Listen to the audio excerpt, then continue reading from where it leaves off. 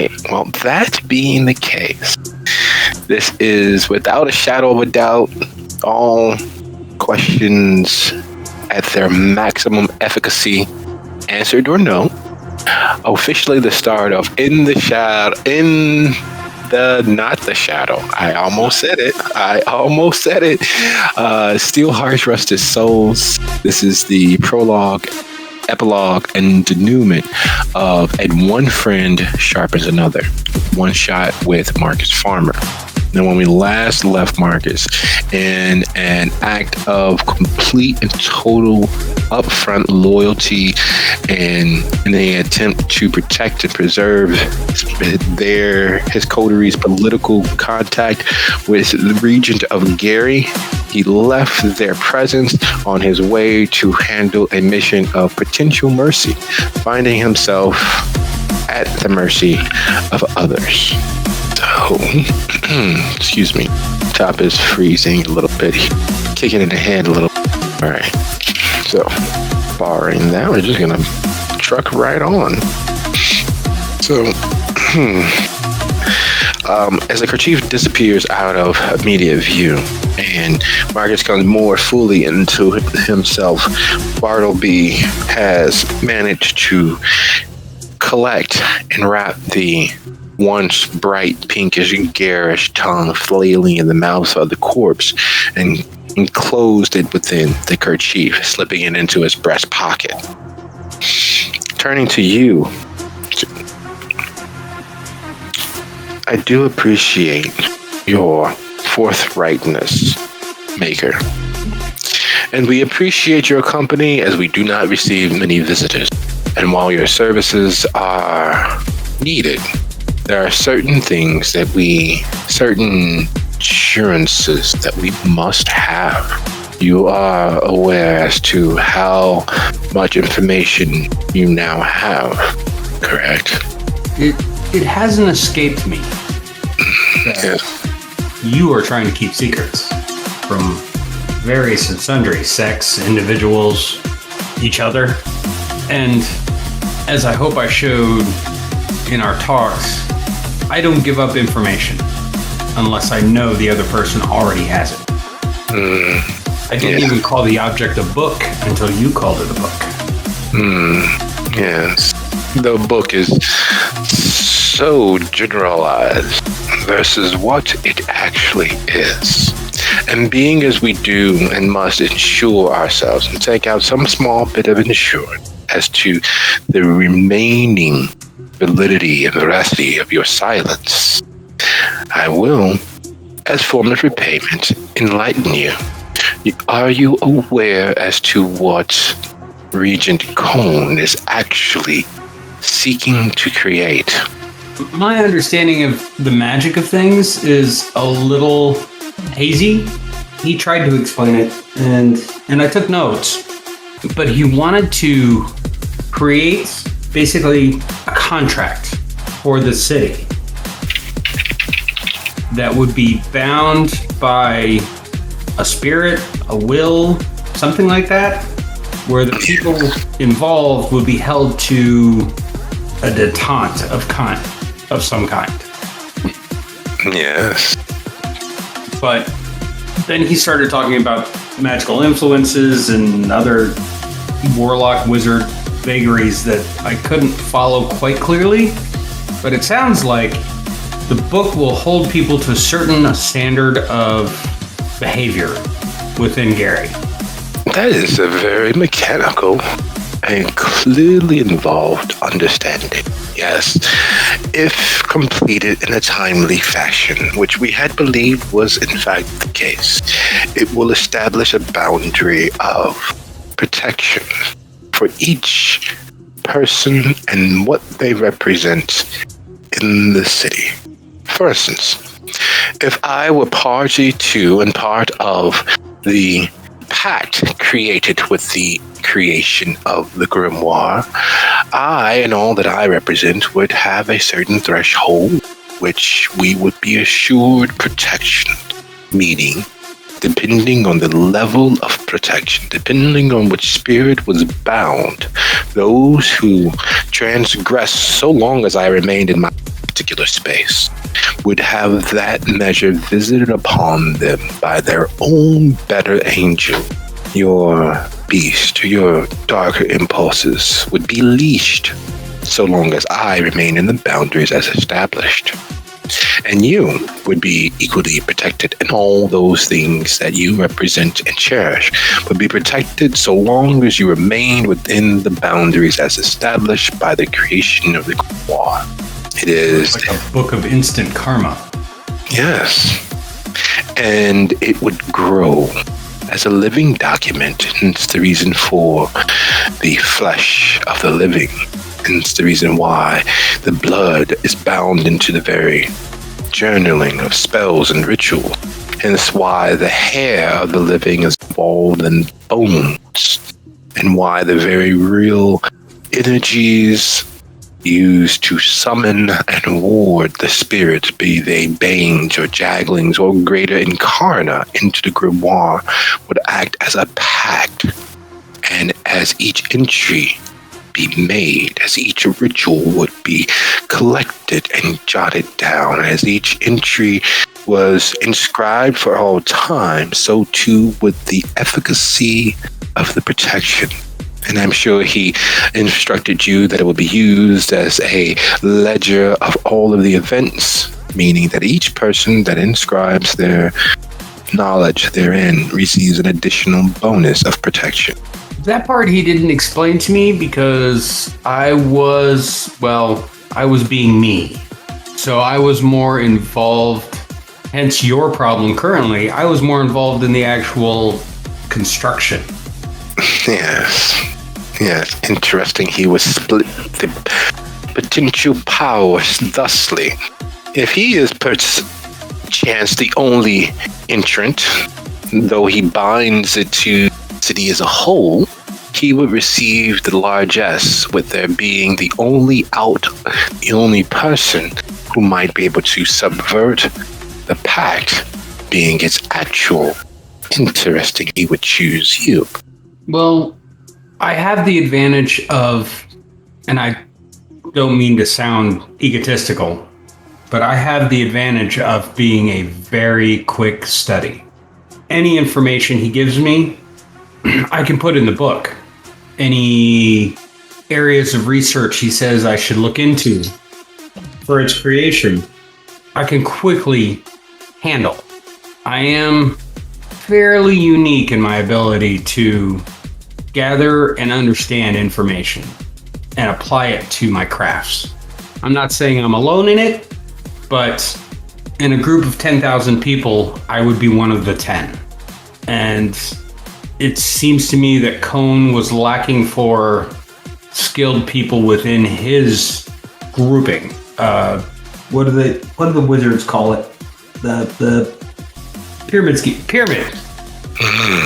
You are aware of the pyramid, which is not all of that much of a secret. It is an open bit of knowledge one could find. However, the fact that he allowed you to know this knowledge and speak it so freely is a bit troubling, don't you think?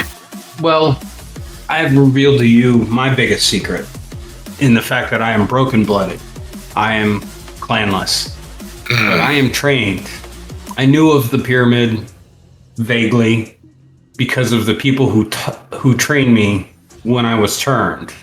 They hoped to gather much of the same skills that Cone considered important. But when my blood didn't take to the clan, they basically cut off rounded a lot of corners in my training. But I do know the basics.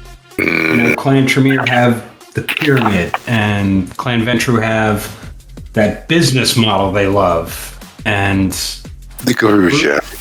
The Bruja and the Gangrel tend towards tribalism. The Nosferatu have their underground hidden warrens that they stick to. So I know a lot of the terms. I have not had first-hand knowledge of their application as such, except for through Cone, I've learned a little bit more about the Tremere, and through my upbringing, I've learned more about the Ventru. I see. I still find it a bit troubling that A known and vaunted warlock. A warlock who served a magister prince would allow you, who does not know the full weight and power of your blood, to know so much directly and speak so freely. Things clearly have changed for Regent Cone, Regent Rose, since their time in Washington, D.C. Wow. All the better, I suppose. After all, we are all adventurers on this path of ours, and now that our paths have crossed and that I am taking you into my strictest of confidences, I will impart on you the truth of things. In regards to you, your blood is not broken, my dear boy. No, not at all. It is a secret that many could never fully grasp. Allow me this question and think on it very clearly, please. What clan was Cain? Our greatest progenitor, the most ancient of us. What clan was he? Well, if the histories bleed true, Cain would have been all and no clan. It was his blood that created the clans through his choices. But Cain himself was maybe not caitiff like I am, but you are so close. Bigger. No, something smaller. Something smaller. If you look through all of the mysteries and all of the past, you realize that the deluge, the flood, was only one of many Armageddons, one of many end of days, one of many resets and restarts. I myself don't hold much to that mythos. You shouldn't, because it is only part of the truth. Cain, while very likely is, in fact, the progenitor of all of us currently, was merely the survivor of one previous iteration. And there have been many since, and there will be many more. Consider them additions, printings of the book of all things. Several, each edition, each printing of a book of all things usually comes at the discontinuation of the previous. However, the words are the same or similar, and the energies of those words, the souls behind them, the energy that cannot be destroyed, merely be reshaped. And each edition, each version, we become something slightly more and less. There are certain beings, certain paths that lie far more true. One of those paths that remains through all iterations and through all editions is the fact that there is power in the blood. And that power, so long as it is not bound by consensus to a particular strain, holds within it the key to survival, the adaptation of all things, the creation of all that follows. The last caitiff, the last clanless, the last unbound member of our kind will be the first of the next edition. And while the title of Cain will be espoused to them, or perhaps Lilith, or Seth, or Horus, or Odin, or all number of mythological names, some clearly not even created yet, the truth will remain. In the power of the blood is the truth. And in you, and those like you, lies the keys to continued existence. Do you realize that the world has been destroyed, by my counting, within the last 5 decades, 6 different times, and each time it is rebuilt and renewed and reinvigorated. We lose more truth. We spiral into chaos and spiral from it all in one time. An endless Ouroboros of chaos. But there's a through line, and you are it. You are kind, more specifically. But be that as it may, and then he snaps his fingers. And when he snaps his fingers, he says, "Conversation is only for you and I. So, would you be a dear chap and not feel or display any of the shared knowledge, provided you are not in my presence? And of course, keep this between you and I. And would you be so kind as to go ahead and roll your intelligence and resolve? I saw that coming. Marcus' mind hiccups and stutter steps and rewrites and rationalizes why this is the key to his survival, why this knowledge is best only held between he and Bartleby. And a portion of himself rebels, and he knows that sharing knowledge between basic, yet by sharing this knowledge, he knows that instantaneously he will be placing those he cares about or might care about in harm's way. He only knows this. He's not sure why. And he's not sure how he got back to the van. And he's not sure why he is sitting on a quiet tree-lined street on the west side of Gary, very near the expressway. He can see it there in the distance off to his right, north of where he sits. Not sure why there's a cigarette between his index and forefinger. And he's not sure why he drove here, because he knows no one else could have. After all, his meeting went awry. No one there. I don't fucking smoke. I flick the cigarette out the window. I shake it off. I'm looking at... I realize that I am in... While it's the west side of Gary, I am still in Gary and don't want to be there. No. Right now, Gary is not the safest of spaces.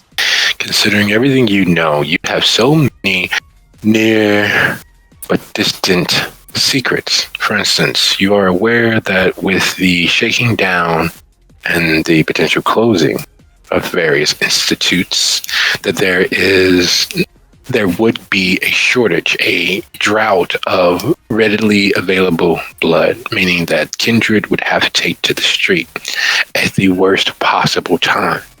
It will also increase the value and start a price gouging for those who could not afford the kindness of silks, or those who were ostracized from silk. Luckily, that's not a particular problem from you. You still have various other means of obtaining with some no small bit of effort. And then it hits you. If you are able to obtain, what about the thin blood? Well, the Dustborn, whatever they choose to call themselves, they definitely need blood as well. Yet, where they exist in Dalton, they clearly have access to someone who can provide for them to hunt enough for themselves. Once they relocate to Gary, that very well may not be the case. And while you and Ben were able to open the opportunity to potentially speak with Decibel to smooth over some of the offended pride and the effrontery that he felt, there's still the reality of you be moving into Gary eventually with 20 to 25 Dustborn who need blood as well, in a situation where it would be scarce. So at this point, Marcus is like, okay, I need to get back to where I was, try to pick out any information from the last hour that I can put together. But more importantly, I need to address the problems of reopening the factory, getting Cohn's book done, getting Silk's box finished. But I need to talk to Cohn as soon as possible after I get out of Gary, because I don't have a big explosive and the sash are still here. Yeah, yes it is. And as you look at the Garish Trucking Incorporated sign there on just north of where you are sitting on 25th Avenue, you never realize that church that is in your rear mirror, Catch the Vision Ministries, was there and so close to the New Smyrna Church of God in Christ. That makes no sense for two churches, separate entities, being so very close. Now, of course, in the rearview mirror, they seem closer than they should be, but the fact that they are on the same street, the same little dead-end drive that leads towards Klein, which you are facing, and then the connection between that and Cone slides into place. You understand from your brief time in Dalton and your continued time moving forward. But from your brief time in Dalton, you realize that it has more churches per capita than any other village or small town that you've ever seen. You literally cannot go a quarter of a mile in any direction without running into a church. Okay, so I am near the meeting place, and there are churches every fucking where. I carefully pull out, driving like John Q. Public, so I can get to Burr Street and get back to the 94. I'm heading back to Dalton, and my most probable immediate ass whooping from Ben. I take the 94 up back to Lincoln, and that gets me within Dalton limits, and then back into where all my stuff is. At this point, I just want to get near my stuff and decide whether the van is going to need to get packed up and moving all my stuff again. I do have the number for one of the numbers that Cone gave me. So once I get onto Lincoln Avenue, headed back towards Oakland Memorial, I try to contact Cone. Once you get off there at Lincoln, off of the 94, and you begin cutting up and across, it is almost impossible for you to not breathe in the difference. There's just a natural difference of how feel. It's as if there was an unseen weight, even knowing the hell that the Dustborn were involved in before you left. There is a weight taken off of your shoulders. If you no longer have to check under the bed every few seconds to make sure that there's nothing there.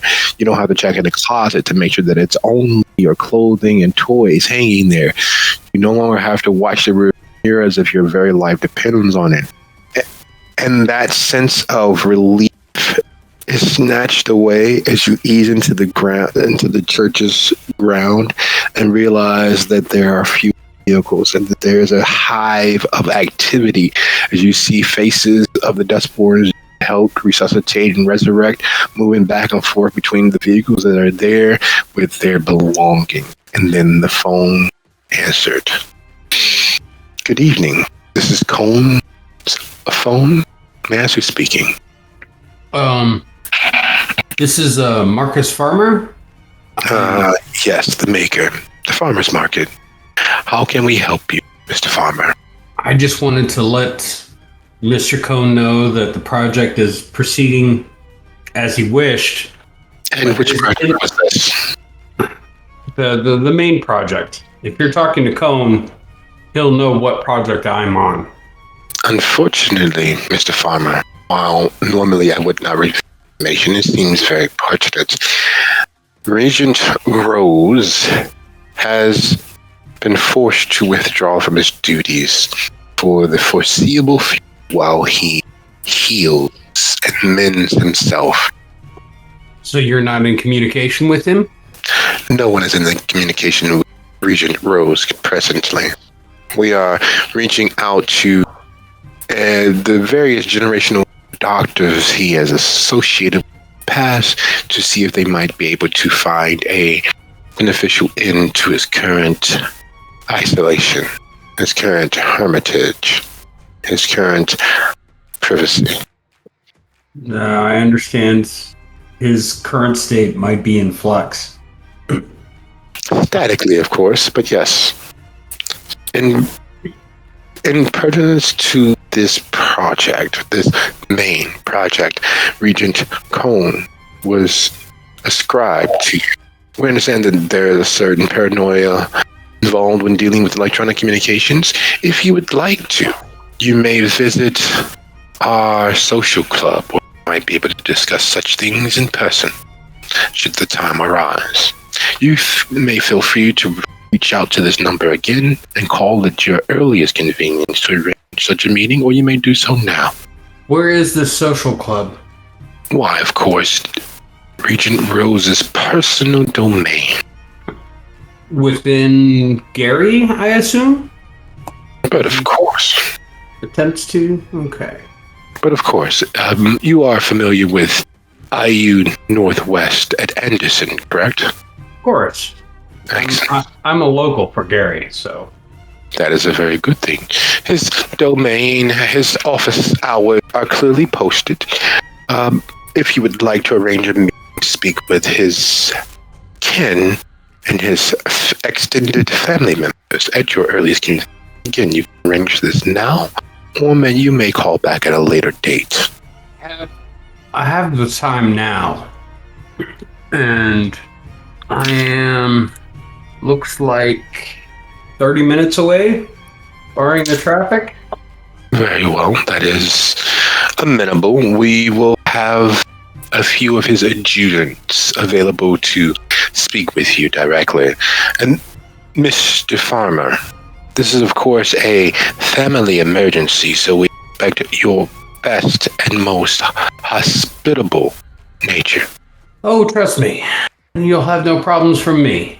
That is very good news indeed. We look forward to seeing you. If there is nothing else... Nope. I need to just clear up some things and find out what is needed of me next. Excellent. We shall give you until 45 minutes hence. Good day, Mr. Farmer. Good night as well. Once the other voice hangs up, the swearing is apoplectic. Just got out of fucking Gary. God damn it. You escaped by the skin of your teeth, and as you sit speaking on the phone, you realize that those Dustborn, those Thin Blood, are packing up their belongings, not just things that they need to move here and there. They're pulling up stakes and packing away the tent as well.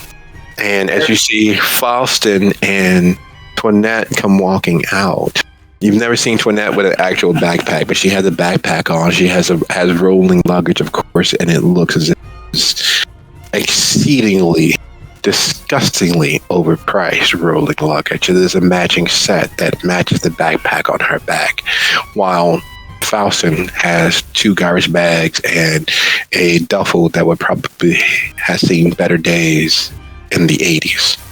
Toinette, are you guys pulling up stakes permanently from this place? I need to know. She just about jumps out of her skin. Oh my god. Faustin just looks at you like, good one. Yeah, it's not safe here for us. There's Sabat, there's blood trade. This is not a safe place, and we can't reach Eric or Yaroslav. Okay, I have, turns out, more business that I have to do in the near and immediate future. Can you give me a contact text line? That's not a problem. Ben and Joshua know our locations. We're gonna the initial fallback location before all of this happened was the trailer park where Jessica is, but we also have several properties on the east side that we're to be moving into a little ahead of schedule, so there's going to be a little tightness of space and a little construction and rehab needed. We definitely could use your help.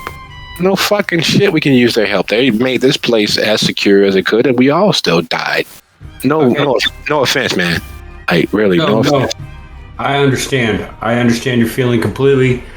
With all the work we did, whoever came in, they had some mystic shit going on. Mystic shit my ass. They were demons.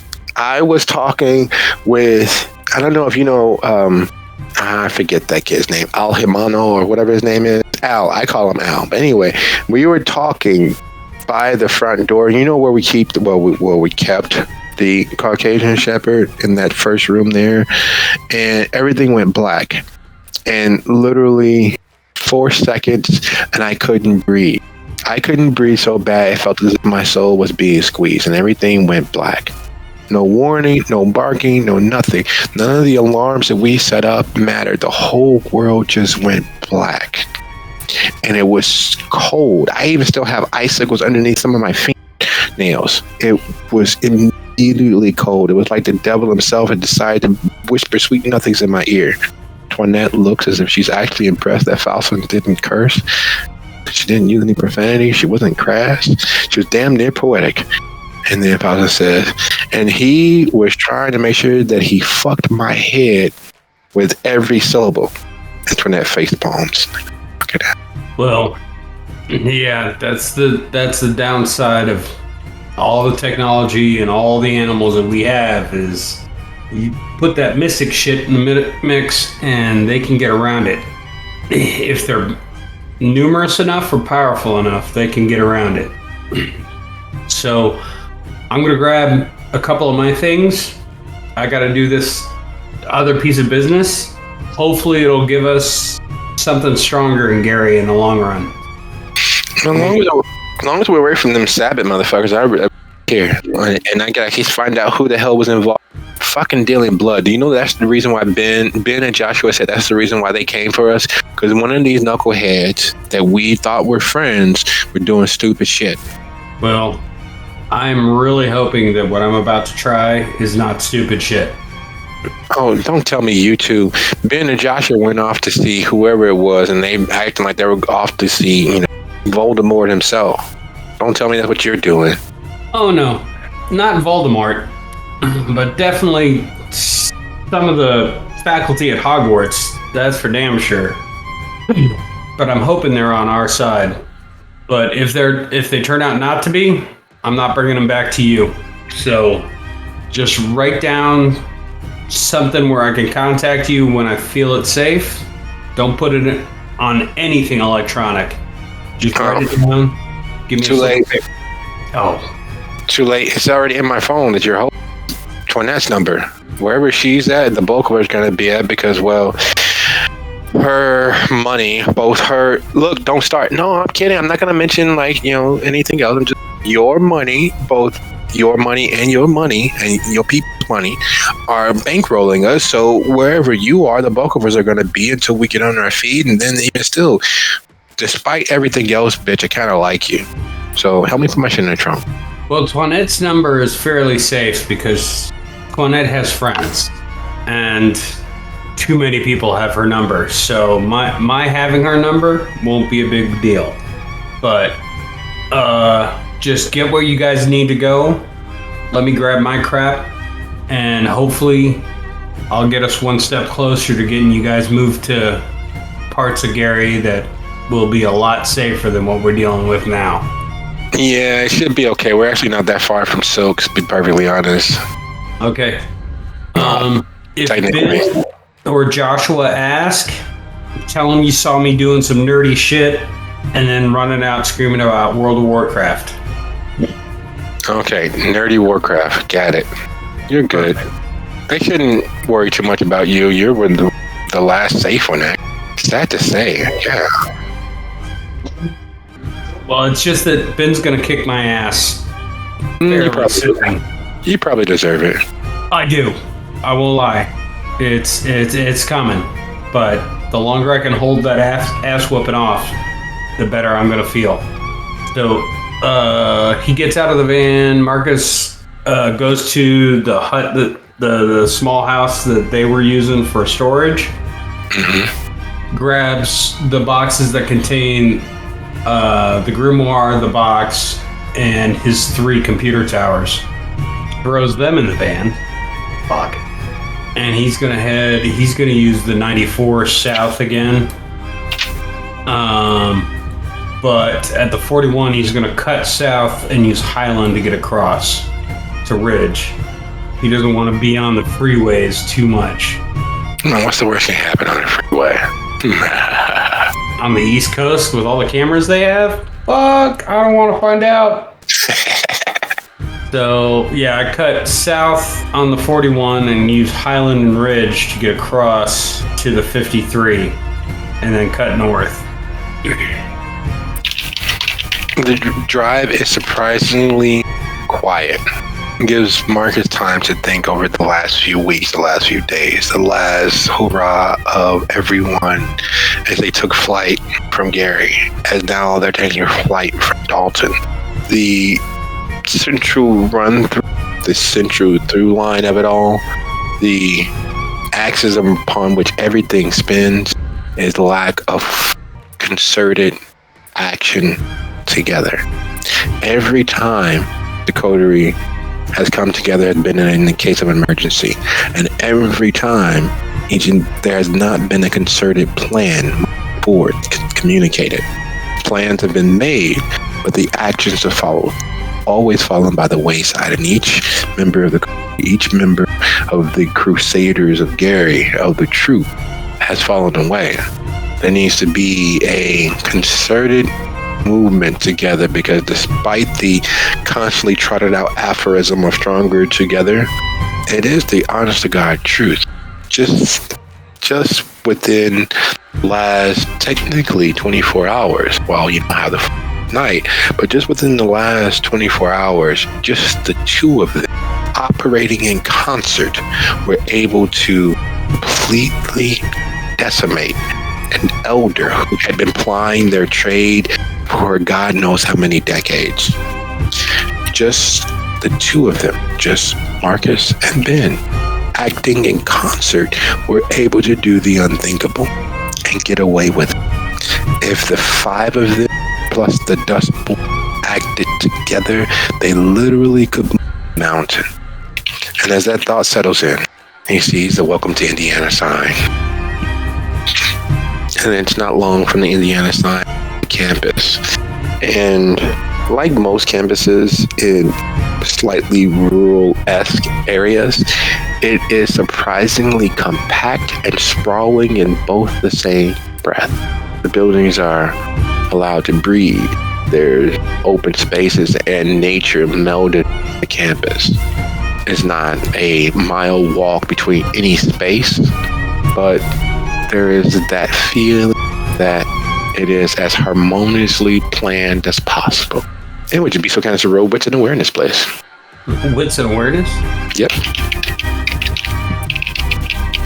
And this is why I hate awareness. It can't be nearly as bad as it might. Oh yeah, it can. Marcus doesn't know much when it comes to the mystical, magical, but he seems to always mesh himself. And so certain standouts, certain sigils, certain little bits of publicly accessible secrets. That's the best way to describe it, because it is all knowledge that no one should have who does not delve deeply into it. But knowing what he knows, he can't help but look at the sign for the university and their letterhead and see that there is, in fact, a very real pyramid as part of their stationery. He can't help but notice that there's a squared circle as part of their letterhead. Depending on where you stand and look at their typography of their sign, there are several clear-cut and direct leanings for those kindred who are in the know. After spending age 16 to 23 on a university campus, Marcus feels comfortable here. He knows that at any given moment, if somebody asked him where the coffee shop was, he would have a 90% chance of pointing directly at it. Very much so. And it's not it's a sprawling but compact campus as go. That's the part that makes it all the more that such things, such instances, such powers as the pyramid were able to become so wholly enmeshed with the university. It is borderline laughable that it's there for all to see and no one ever does. He crawls onto the campus off of 35th, looking for more and more obvious intonations and cursing that he doesn't have a parking sticker somewhere on the van. He does make his way around and find guest parking. Well, the part of kindred society that doesn't clan, kiss, no matter which bloodline, no matter which sect, no matter which coterie, there's a certain vanity that is irrepressible. After a certain point, after certain machinations have reached their end and success lies there before you, it's hard to not become the cock of the walk and crow to the heavens. And with that thought in mind, he looks to the suit build right there off of the main tract. And there's something so glaringly vainglorious about taking full control of the central pillar of a thing that he can't help but notice that without a shadow of a doubt, Regent Cone has at the bare minimum a suite of laboratory or a wing in that building. Marcus finds the nearest guest parking spot to that building and gets out of the van. And only as he stands out of the van that he realizes that he is in the very suit that he had used to manipulate and pull off the heist of the decade, at least, with Ben. He is dressed very much to impress. He is dressed as one being their betters. This looks like he's going to a job interview. He straightens the coat, pulls the tie straight. It's like he realizes that he's about to go into the lion's den and might as well look the part. Always poked fun at what he normally wore, so if he's awake, he's certainly going to be shocked. And without a shadow of a doubt, he is dressed the part. When entering into the building, it is clearly based on the map that's there that says you are here, designed to lose anyone not familiar with campus. But there is a esoteric reading library. There is a Christian Science lab and testing facility. There is a fourth floor horticultural sciences department. And then it stands out right there in the central area surrounding the atrium is an entire suite of laboratories. And their name, the Physical and Elemental Science Department, sounds completely and totally made up. Having lived on campuses and existing within the structure, sounds completely made up, but just plausible enough to be, again, being obvious and in the open and hiding everything where there is to be seen. Suppressing a facepalm, he goes up to that department, the clearly fictional group that has a name so vague as to be stupid, but has enough syllables to sound important. He goes up to that department looking for a receptionist or... Oh no such thing as a receptionist. There is several aides, all sitting at 4 different desks, separated by far more floor space than they need. But clearly, from one who has built circuitry and who builds Faraday cages and understands the very principles of both pillars and reductors, that's exactly what they are. It's like moving between those desks. You'd be entering a field where, if you were a military person, it'd be a kill box. Brazen or cowardly? Let's go with brazen. I go towards, of the 4, I go to the one that's farthest away from the door I had to enter to get into their space. So I am the farthest distance from my escape route. Because I'm being brazen. And I lean in and go, my name is Farmer. I believe I'm expected. Yes, you are, Mr. Farmer. The answering service did denote and inform us that you would be arriving. I am Marie de Richet. I am one of the adjutants of Regent Cone. I'm on loan from Regent Rich. May I have your understanding? My what? I see. Are you a member of our order, or are you a guest? I am merely a guest. Well, in that case, forgive my impertinence. I did not mean to impugn your standing, nor to create a moment of doubt. Welcome. We understand that you were conducting a project for Regent.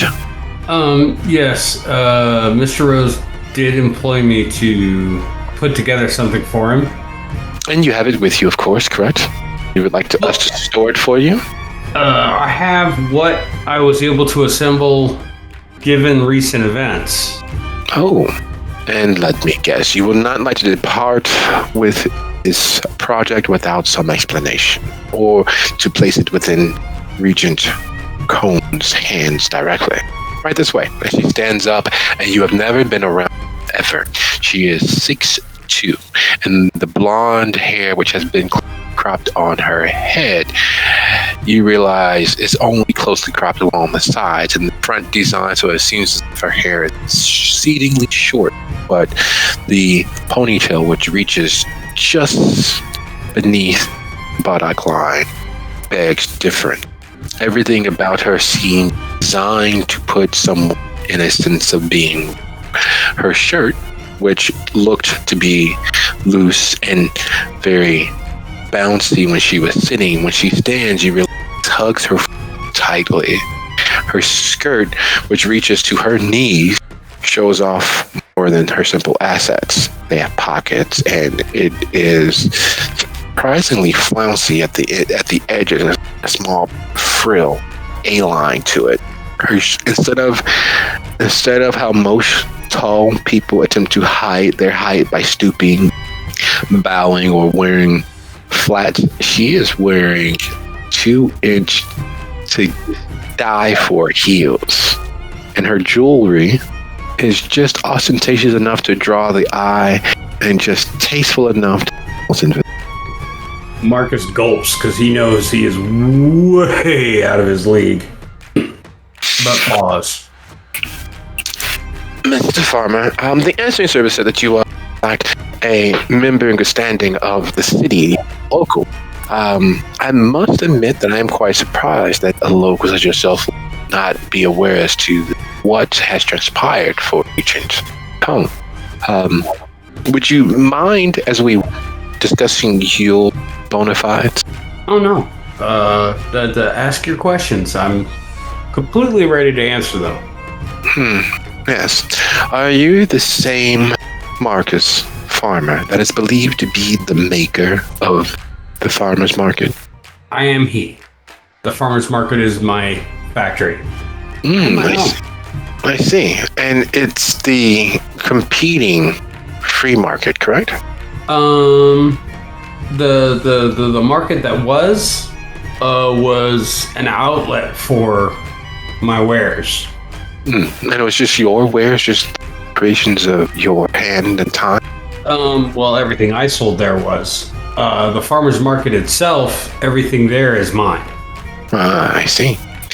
That is good to know. And when will you be reopening? I understand that the facility has been all but shuttered. We've attempted to visit a few times because the farmer's market has been mentioned in several times through Cohn's journals that we have been able to find. It seems as if you were responsible for, at least in part, some undertaking of value to Regent.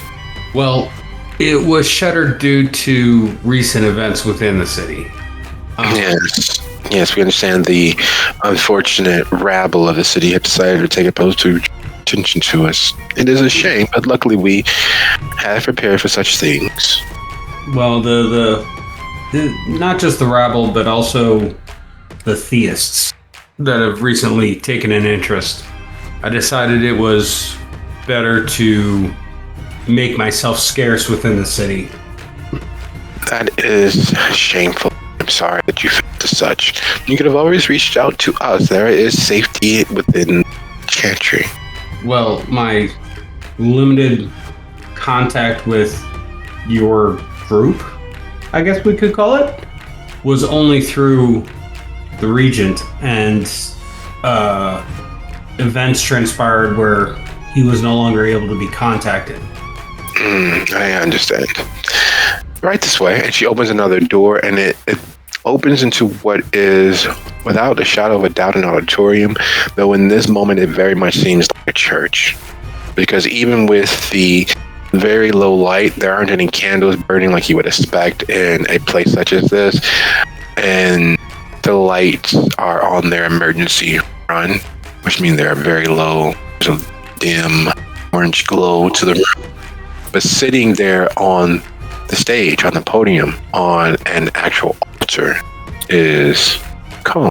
He How is does he look? like a corpse. There's no other way to say it. And he very much looks like one who is laid out for viewing. I'm not sure what she's doing, but I'm moving towards Cone at this point. She's following just over your left shoulder, giving you a little space. I look Cone over and see what his. I take a closer look at what his condition is. Oh, you've seen this condition all too recently. Mason was in this condition. And Mason required the blood of, he required someone who had more strength in their blood. Luckily for Mason, his dropping into that status was so recent that even tying with his own blood strength was just enough to bring him out of it. This and these wounds that Cone has received has been so long ago that this is all but a set in stone, that he has fallen fully into the grips of torture, and without a greater strength of blood, he would not arise. And if he does, there's a very good chance that the reckoning on those nearby in an effort to divest them they are very well might be an unholy thing to witness. I look over at I'm just going to call her the Valkyrie. How long has he been like this? Since his attempt to rout the whites. And nobody's been able to rouse him? Not Silk? None of his little group from Chicago? Regent Roses, she pauses if she's considering how tactful, if she's considering how much truth to relay. Regent Rose is of considerably older blood than what is available in Gary currently. Unfortunately, we understand that Modius is just old enough to be able to provide what's needed. Unfortunately, Prince Modius has not been seen, and the employer of the Vanguard is such a kept that even if it was Modius, we would not be able to they might be. So we have him here ensconced within all of the protective wards that we might, and we work diligently way to rouse him from this death's embrace. Well, this certainly puts a new spin on things. The project he has me working on requires his presence, his conscious presence. Yes, we've attempted to reach across the veil and utilize the back road to his mind. Unfortunately, even in such a state, Regent Rose has the most complete defenses. And then she points to the front row of the auditorium, that first low seating that you walk by without paying much attention. You see 4 kindred, arms crossed across their chests and slumped over, completely and totally out of it. Not in torpor, but they might as well be, because it's clear that their bodies are fresh, but there's nothing there to guide. Well, thank you for showing me what is befallen the Regent, but I'm at a loss what you, as a group, would hope I can accomplish here. We were hoping that you would bring his project and we might be able to find some clue as to another way.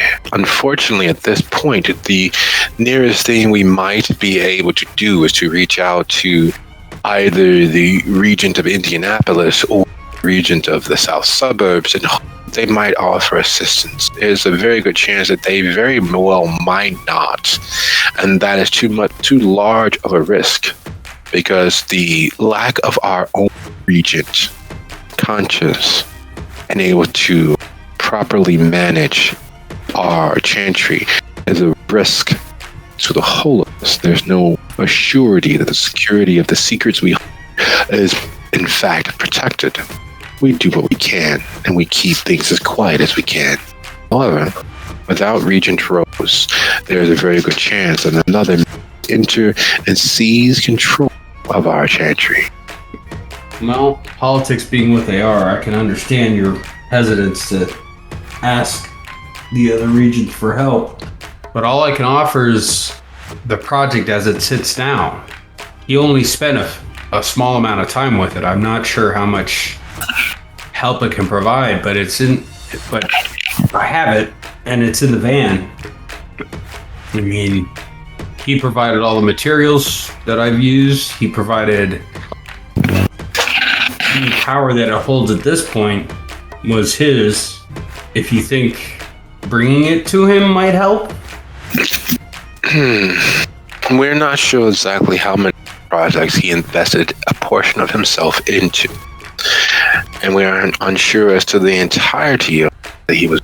We are aware that there was some singular great undertaking that he placed in high regard. We're not sure whether it is with you that he has entrusted this. There is another, a Miss Green of Walking. There is, in fact, a huge undertaking, Mariani, and several other smaller makers who are unaligned with the Chantries as a whole. That seems to be his want. We fear as much. He never did exactly a direct line power to the regent of Midwest primary chantry in Chicago. Well, I can offer what he had me make, and see if that makes any difference in his current condition. Whether it lessens his requirements, speeds his healing. But like I said, it's within the van, and I can provide it now.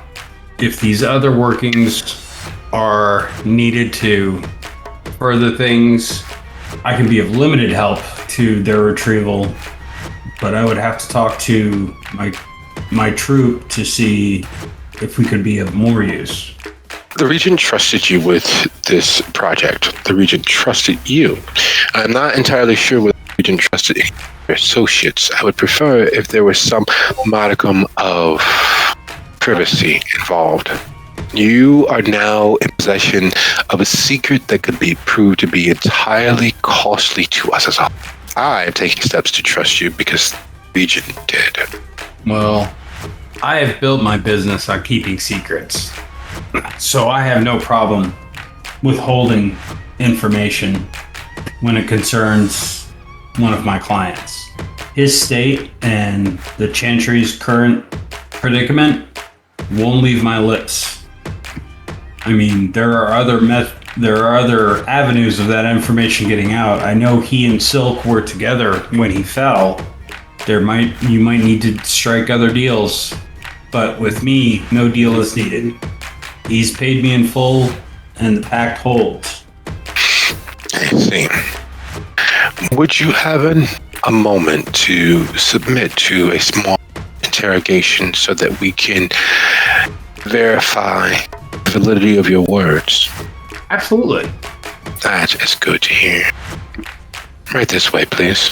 And she takes a second, looks at Cone, and before your very eyes is watching an iceberg shatter into the sea, break into 100,000 words all at once. And she bends and places a kiss on his forehead. And as she rises from placing the kiss on his forehead, bending waist, she is back to completely buttoned down persona. There's no there. If you had not been there to see it, you would not believe that such a small tender was possible.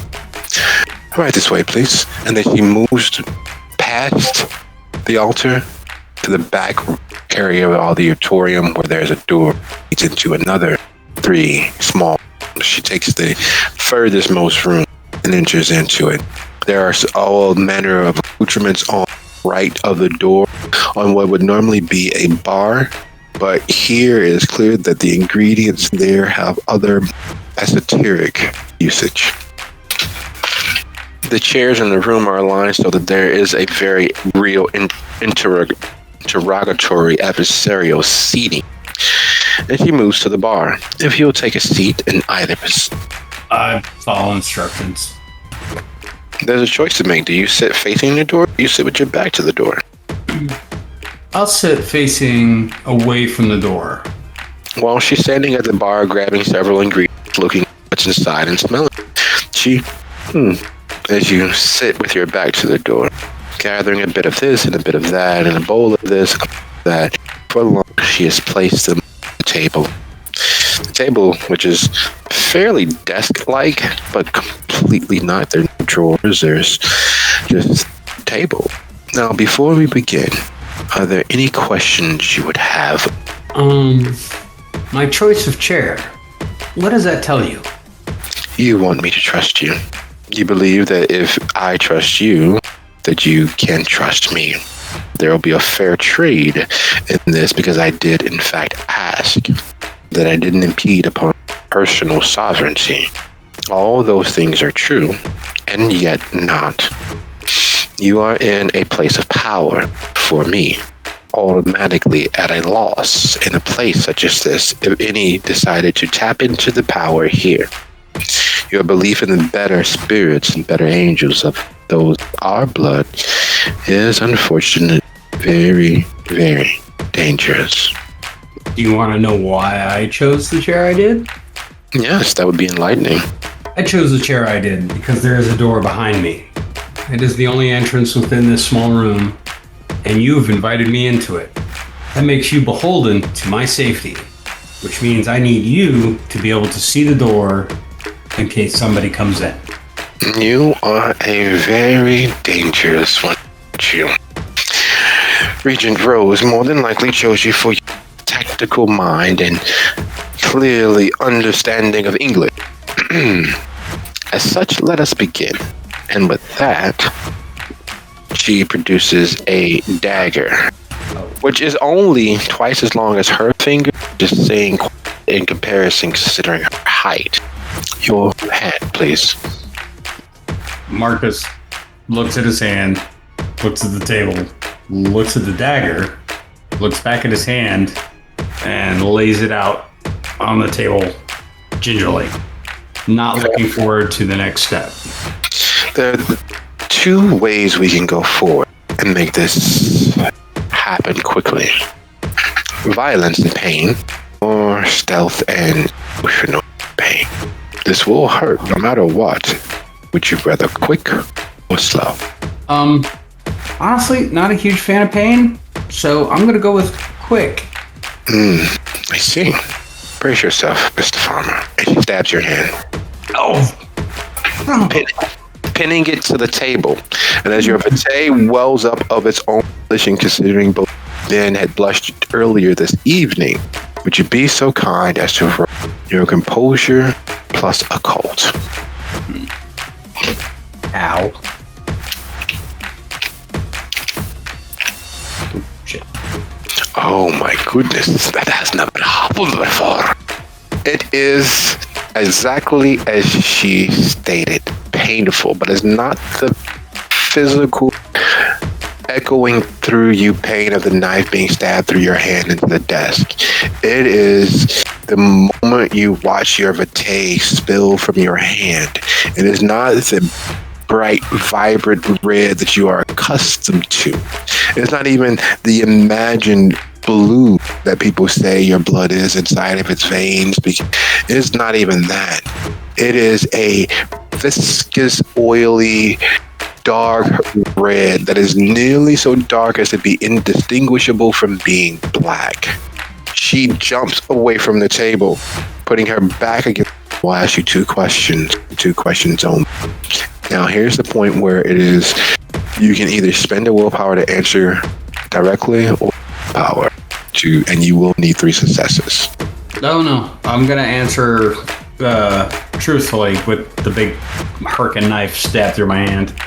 Okay. So, are you going to roll or are you going to spend the willpower to do so? Take your chances? Or? No, I'll roll. I'll take my chances. All right. To whom are you beholden, and to what spirit, if you know not their name, describe them? I'm talking through gritted teeth because there's a big Herkin knife. And while the pain, there's the ephemeral pain, but there's the real pain. Yes. There's a big fucking knife through my hand. So through gritted teeth, he responds, I'm beholden to Ben, in my coterie, I'm beholden to Silk for her project. I'm beholden to Regent Cone for his project. And else? And what spirit? I'm unaware of any spirit I'm beholden to. Would you be so kind as to go ahead and roll your willpower, and you're just going to roll instead of spend it? You do need 3 successes. Otherwise, you will not know. Won't be able to say it. Just a willpower roll? Yep. You can spend 1 willpower. You know, when you've had those nights where you've done far more harm to yourself, the thing that will make you feel better is to regurgitate. And that feeling of sick rockets through you, driving everything that is in you out. Now imagine that with your lips sealed. Oh, that's not good. Not sealed in the way where you can remove the duct tape, but sewn shut, or better yet, someone literally managed to graft a zipper to your lips and lock it to your cheek. So the truth threatens to spill forth from you, yet the zipper, the sewn lips, manage to hold it in place, and it dances inside of you, urging to spill forth. And still with her distance from you, still with another dagger which she's picked up as she leans against the back wall, are you beholden to, and what spirit? And it's clear from her demeanor and what she's doing with her left hand that other esoteric means of defense are being raised. I respond the same again. I don't know of any spirit that's holding me, but I feel like something's trying to come out, and I don't know what. The truth asked cannot be denied, no matter how many times the entity holding you may be, and it will come, be it through your voice, the entirety of all your vitae. You have been domineered into this state. You have had it done so by a spirit most infernal and foul. Release truth. Are you beholden to, and which spirit? Just to make sure I'm clear, I don't have clear memory of anything that happened between me and Bartleby right now, right? Nope, not until you're in his presence. Okay, so. But you can spend a willpower point to mitigate it for one moment, because you are in a place of power and there is a spell compelling you to do so. You are being hard hacked by the power of the ley line that you are sitting on, and it being wielded against you. Okay, so I'm being compelled to burn willpower. You can always roll it, but it will, unfortunately, every failure increases the pain, and the shortcut is, okay, I give and spend the willpower, but you don't have to spend. But at this point, I'm going to. I burn a willpower just because my brain is trying to say something that it won't be allowed to say. Mm-hmm. And there's a big Herkin knife through my hand. Mm-hmm. And the knife. I am making every internal effort to answer her question. And the image of a surprisingly tall, short, round, strong, bald man, and the name Bartleby, and the tongue. There's no other way to describe it. Bartleby's tongue. Bartleby's tongue. And it comes out of your mouth as if it's being sung by a million flies. Go on. It was that little prick, Bartleby. And the spirit. It was a tongue in a corpse. And the moment that those words bounce out of your lips, sounding as if they are being sung by all of those flies all at once, your blood, your vitae spilling across the table begins to clear.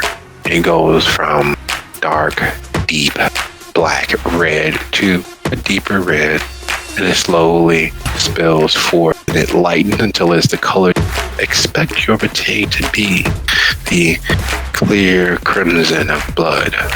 I expected as much. As she steps forward and pulls the knife, hand. She sits the dagger on the table and completely ignoring your vitae spilling all over. This is known as one of Abel's fangs. This dagger has been passed down from region to region since the late 1200s. It bites with the same strength as one of us. It has a supernatural element to it that allows it to cut through nearly anything. The same aggravating burn of one of us. The benefit of such is that any one of us can seal weakness. It also means that it is anathema to beings not us, whether by death, birth, or otherwise creation. And the spirits of even those few, those strange, strong few, us who manage to cross into the Shadowland and exist there, are no longer kindred, unloving kindred. I understand that it was quite painful. I do apologize for any pain that you felt. It is unfortunately a necessary component to the ritual we just utilized. And if that traitor Bartleby, whatever it is, and if it is in the service of the tongue, we cannot allow it to fall into his hands. We cannot allow it to be near him at any time. He has nothing but the worst in mind for the entirety of the world, and he lies with truthful stares and avaricious glance. She produces a small coin. It has Julius Caesar's head, and strangely enough, on the other, a king. You're not quite sure, but it's clearly that there was some and other, and she hands it to you. This will protect you from any attempt to fog your mind by any member of our clan. Keep this on you at all times. And when you complete Regent Cohn's project, it will help you avenge the slight to your honor done by Bato. For now, I would suggest that you head into Thornton Township and find Regent Rich so that he might be able to assist in purifying you from the presence. We obtained the truth here tonight, but unfortunately deeper workings that are necessary are beyond my skill. So that fat little bastard fucked with my head? Yes, and your soul. Oh, wow. Did he just get on the top of my list? There are tenterhooks placed there to give him further purchase. If you are in his presence, there's a very good chance that there may be other landmines hiding. Great. I've been hacked by a fat little dumpy dude in an ugly suit. Yes. Okay, so as far as the project is concerned, Al, would it be better at this point to leave the book with you? It may, but I would not risk that power. I don't trust myself anymore, because he began with a bit of avarice. He began with an understanding and a gift he was unaware, and a presence entered into his life. Presence he was unable to shake. So, what you're saying is you think the best course of action is for me to hold on to the project and to get to this Regent Rich person. Yes, very much so. There are other regions nearby, but he, despite his natural enmity and vanity, is by far the most skilled at hacking a person without needing to resort to such high-handed means. No kerchief, no big fucking knife? Is that what you're saying? Yes. Okay, and this coin, I have to keep it with me all the time. Yes, unless of course you would like to fall further under the sway of whatever has been placed within you. Oh no. I'm quite content holding onto the coin. Okay. So, I just wanted to build things and sell things and hide in Gary. That's all I wanted to do. We will protect you as best as we can upon your return.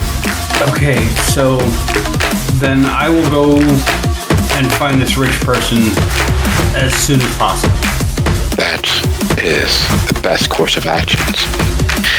And as Marcus leaves the chantry, heading on his way, coin in hand, sliding from knuckle to knuckle, a skill he has not heretofore displayed, we draw to a close, and we'll pick up our next episode with Marcus and the rest of the coterie of Gary on our next episode. Thank you for a lovely session, and I hope that answers some of what Marcus had been doing while everyone was running chickens with their head cut off. Yeah, I'm not exactly excited about getting stabbed, but although it was kind of fun annoying Bartleby. That was fun.